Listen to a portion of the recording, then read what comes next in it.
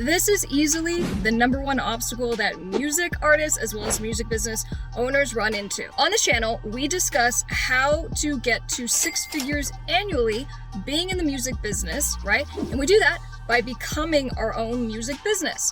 And we do that by uncovering how do record labels do it. So we learn the information, we apply it to what we're doing, we get to 6 figures annually. So what I was thinking today was this technique that I implemented at the beginning of the year, which is to record yourself reading affirmations that you've written to yourself. Okay, so the idea is that you write down the stuff that only applies to you, right? Because if you listen to a bunch of affirmations, you might think it's just gibberish and it doesn't apply to you. But if you are very, very thoughtful in what you write and know that it specifically applies to you and your goals, fitness goals, mental, emotional, relationship, business. And so basically you talk to yourself and you tell yourself the stuff that you know you need to hear. So the idea is you take your phone, you record it, however long it is, great. And then every morning, or as often as you can, you play that while you do your morning stuff, right? So if you're making your coffee or feeding your dog, so you listen to it and you kind of reaffirm through the affirmations who you're trying to be, what you're trying to become. And so I found this technique pretty helpful.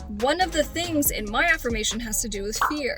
I want to be fearless today. And as I was kind of thinking through that, I go, well, it's been a few months now since I've been listening to this and I don't feel less fearful. I go, but what I have learned are these tools that I'm going to tell you about, but I've learned these tools that I now apply not only to fear, but to all of my negative emotions, habits, traits. Now, let me preface, our negative emotions are there for a reason. 50% of our life will be spent, if not more, in a negative kind of, mindset. But our brains have a tendency towards negativity because it keeps us alive.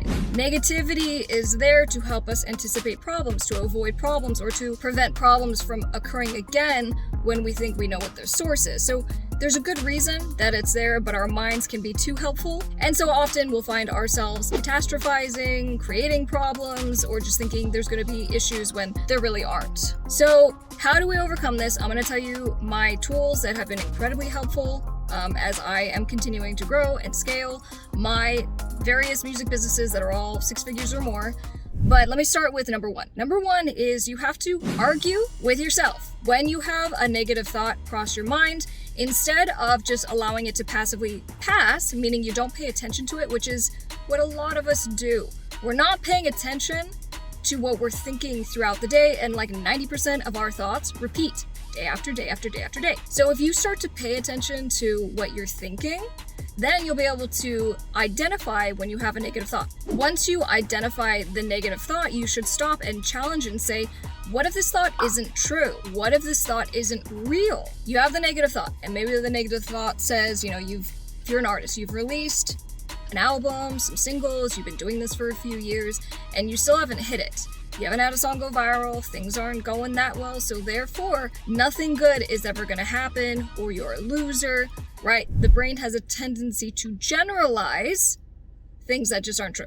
So if you have that thought, you stop and you challenge it. You go, what's the evidence to support this? And if you can't come up with evidence, or your evidence is, because I released a song and it didn't do well. Well, that's not good evidence. If you've released something like 30 releases and you've done your marketing and there's nothing else you could possibly learn, maybe you'd be accurate. But that's not the case. And in fact, even if you have released 20 songs, well, you know what? The average record label says that they have to release at least 30 songs for an artist before they can break the artist. So besides challenging the negative thoughts, another one is to kind of put some humor onto it, because negative thoughts never feel good. If it's a fear thing, if it's a nervous thing, anxiety thing, call it something. For me, when I have a negative feeling or have anxiety or fear, I tend to feel it in my chest.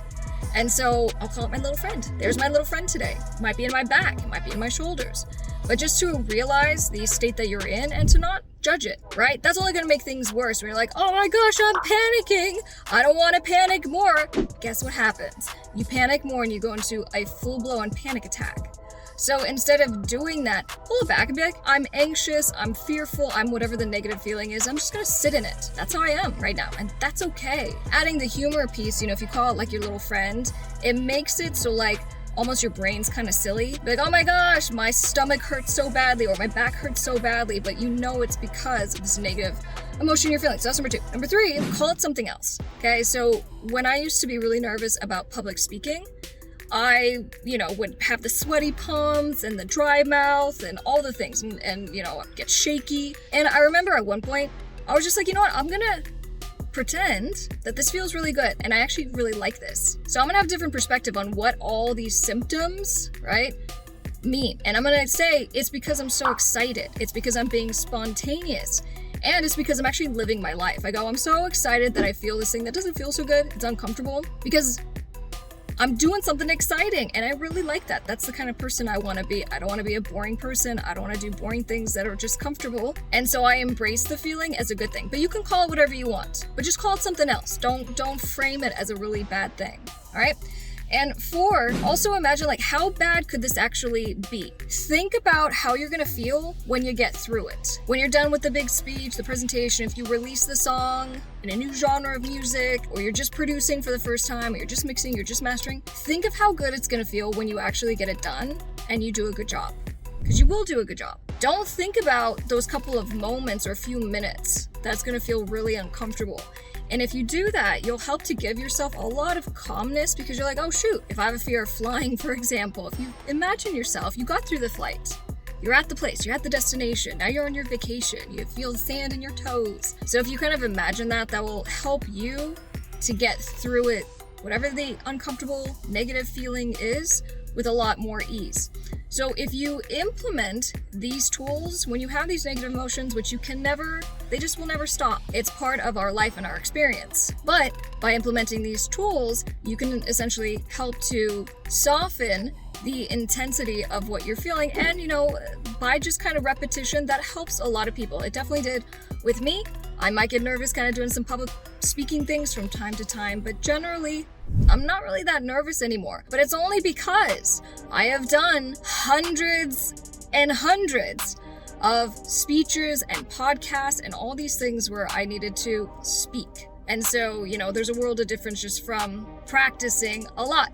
But when something new comes up and all those fears and all those doubts kind of come up, now you have some tools that you can utilize to help get yourself over the hump. I started off by saying this is the number one obstacle that music artists and music business owners run into. And I believe that's the case because no matter what path you go, you need to learn, you need to develop skills, you need to build. And these are things that you can educate yourself on.